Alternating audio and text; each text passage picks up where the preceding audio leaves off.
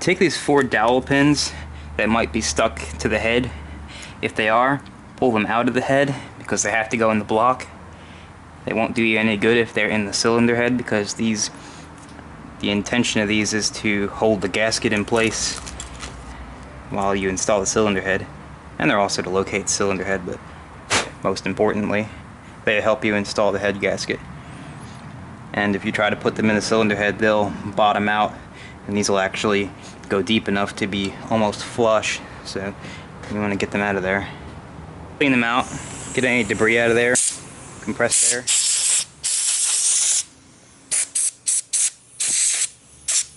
Now position the dowel pins in the block. Just lightly tap them in with a dead blow hammer. Make sure they're flat.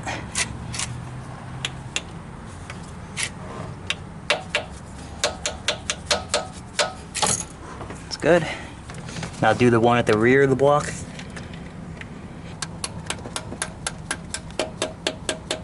Do the same thing for the other side. Take some compressed air and blow out all the bolt holes while holding a rag over them. This is to clear out any coolant or anything that might have collected inside of the hole when you remove the head. Take one of the old bolts and run it down all the way to make sure the hole is clear. I like to follow up with some brake cleaner for good measure.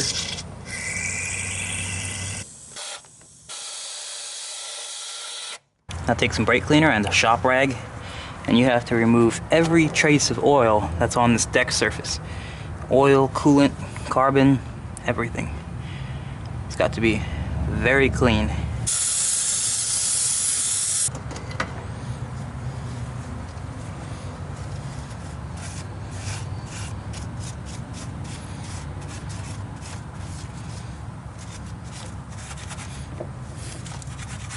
And make sure you go through multiple rags, because there is a point where the rag is just spreading around the thin layer of oil.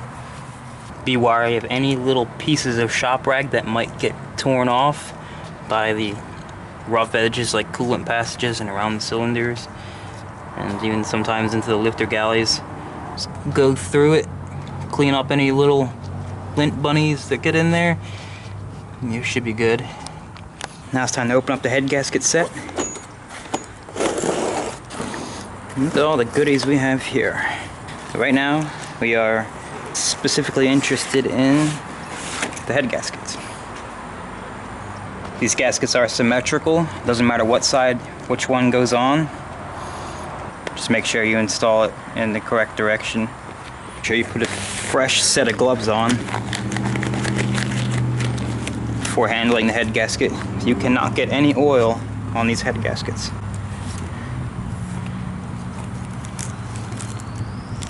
Now let's open it up.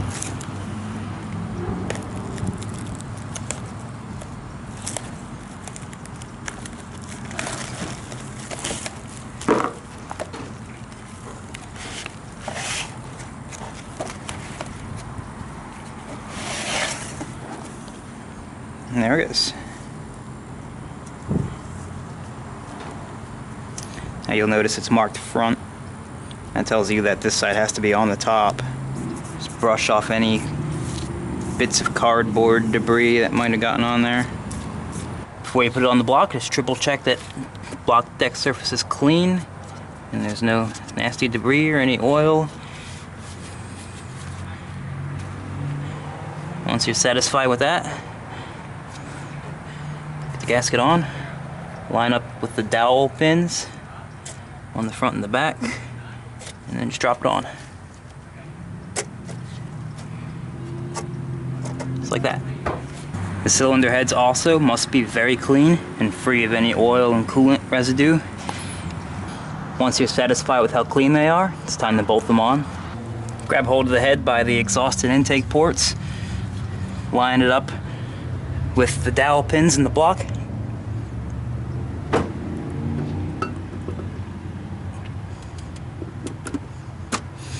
set it on just like that. Be very careful. Make sure you get these bang on and you're not just like moving the head around, scratching up the deck surface and the head surface, trying to find the dowels. Try to get it to drop right on just like that. If you got confused as to which side cylinder head goes on, since they're symmetrical, the driver's side is the one with the coolant temperature sensor in it. The passenger side one will have a plug there. Hopefully your machine shop didn't take them out. Thankfully mine didn't. Take your brand new head bolts. I always use new head bolts. You absolutely must use brand new bolts. You cannot reuse the old ones. These are stretch bolts. Torque to yield. And they also have that sealer on there, so get 10 of the 15mm bolts and 5 of the 10mm bolts, and then go start threading them in. Drop all the 15mm bolts in.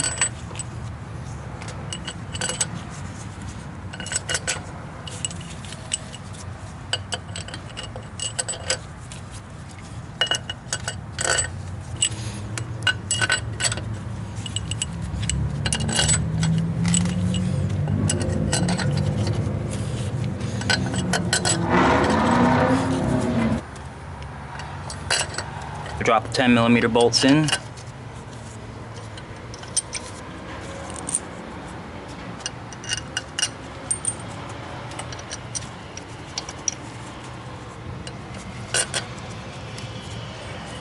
Take a socket extension, start hand turning them in. They're not going to go in smoothly because of that sealant that's on the threads.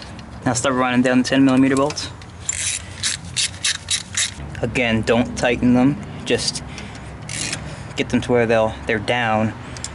Don't even tighten them a little bit, so you don't want to interfere with the torque specification. Now just thread the large head bolts in. Just make sure they bottom out, but do not tighten them.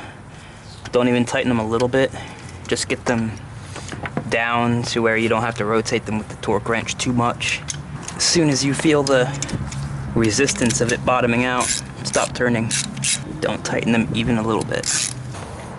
Now I usually just print out the torque down sequence on a piece of paper and orient it to the direction that's correct for the head. See the exhaust ports on this side, and the 10mm bolts get torqued down last on this side. So I set it like that somewhere where it's readable.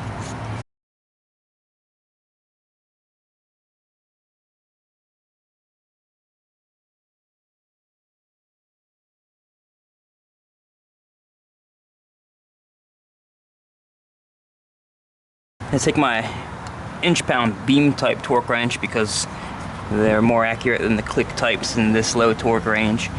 You start these bolts out at 22 foot-pounds, but make sure you look up the spec for your motor because sometimes they're different. So we're going to start at bolt number 1. That's third one from center. Number 1. Taking it down.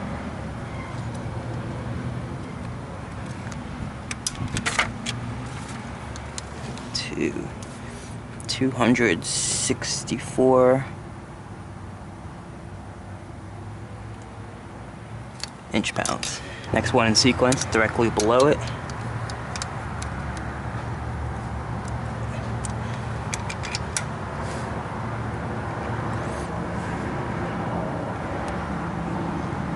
we go. Next one in sequence, number 3. Second middle bolt.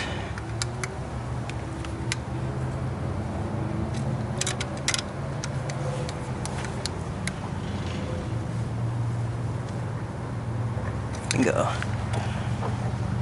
That's 3. Number 4, lower outer bolt.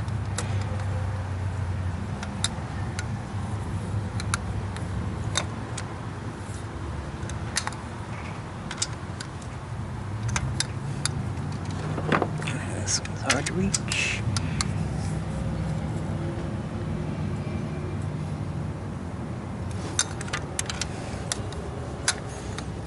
This was it. Let's see. Bang. That's it.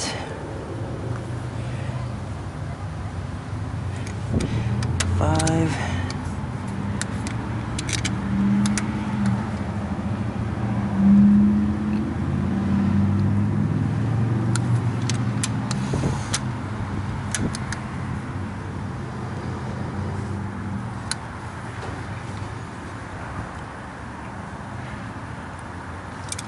6.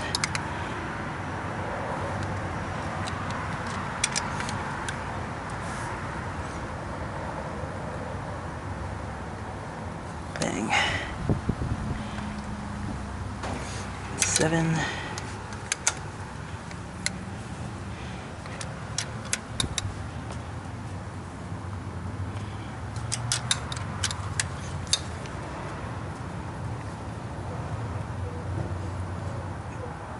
Bang.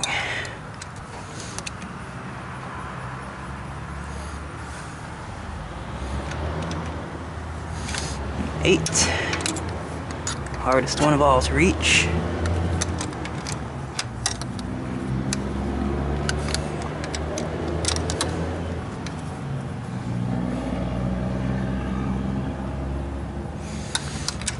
9. Nope.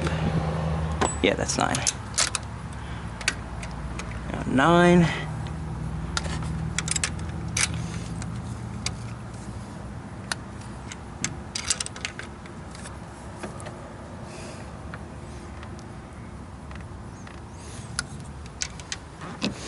And finally 10.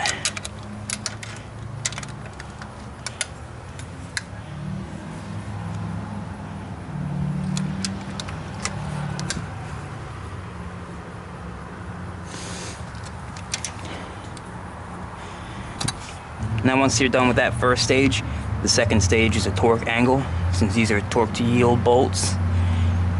So get your angle gauge, attach it to a breaker bar or large torque wrench. The first torque angle sequences to 90 degrees, which is pretty easy to judge by eye, but I still use the dial indicator.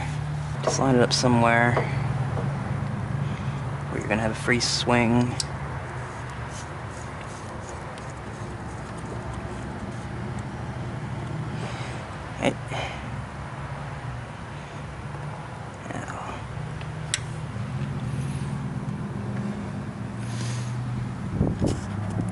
Came down to 70, so we gotta ratchet down, and we gotta make sure when the ratcheting's complete that it lands on that mark again. Perfect. Alright, and that's 90. Alright, now on to the next one, directly below.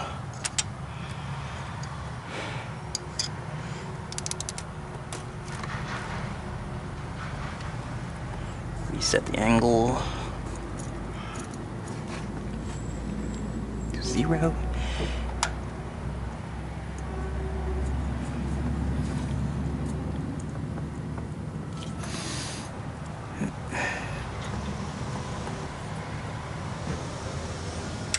Now to 90.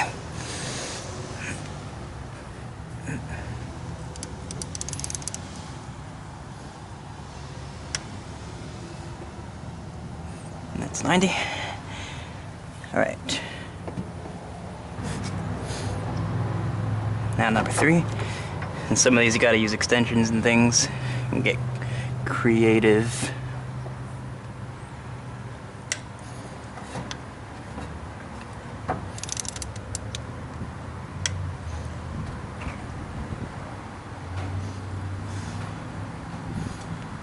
$90. 3, and number 4.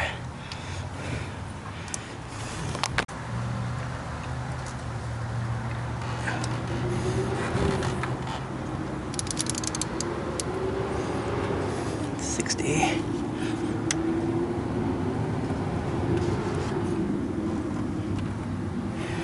90. Alright, it's 4. Jump to 5.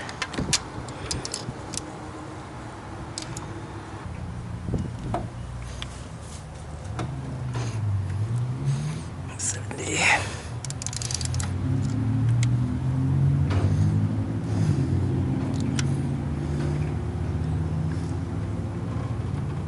90.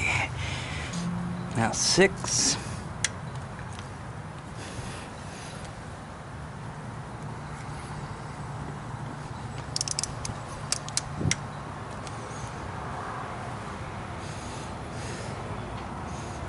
90.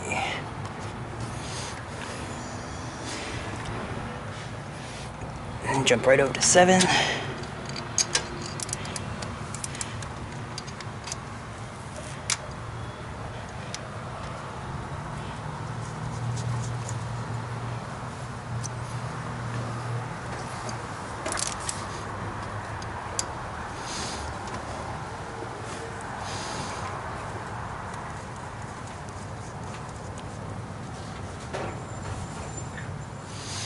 Zero.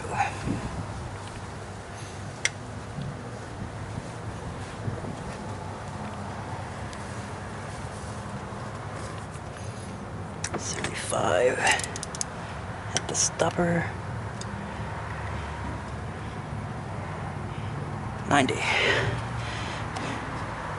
Remember, it is tricky to get a dial gauge on because it's so close to the firewall, but it can be done.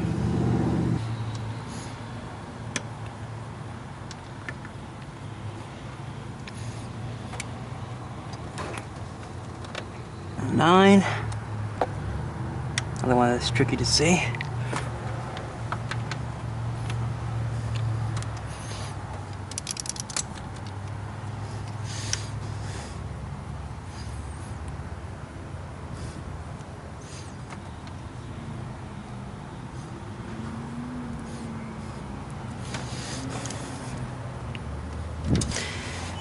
And 10.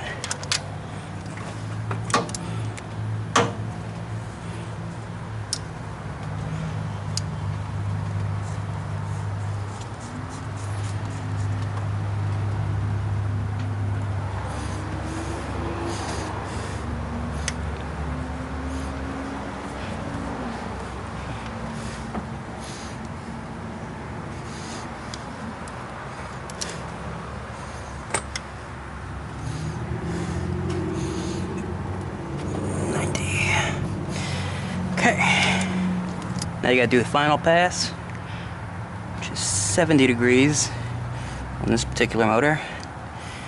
So,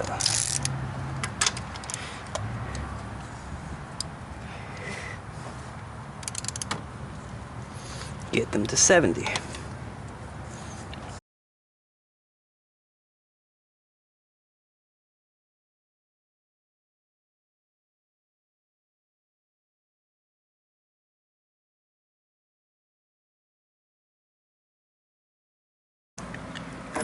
And get the oil pressure sender off of the old VLOM.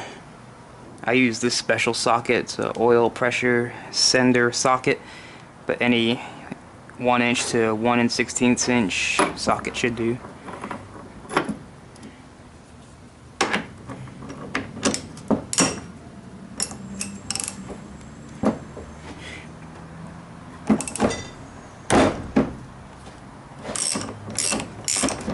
Clean the sender off. Brake cleaner. All the old thread sealant off. Use a little bit of non-hardening thread sealant.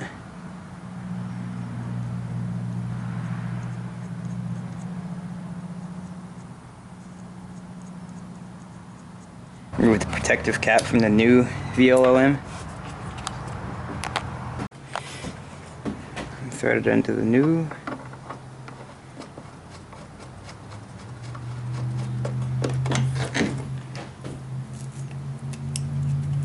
And torque it down.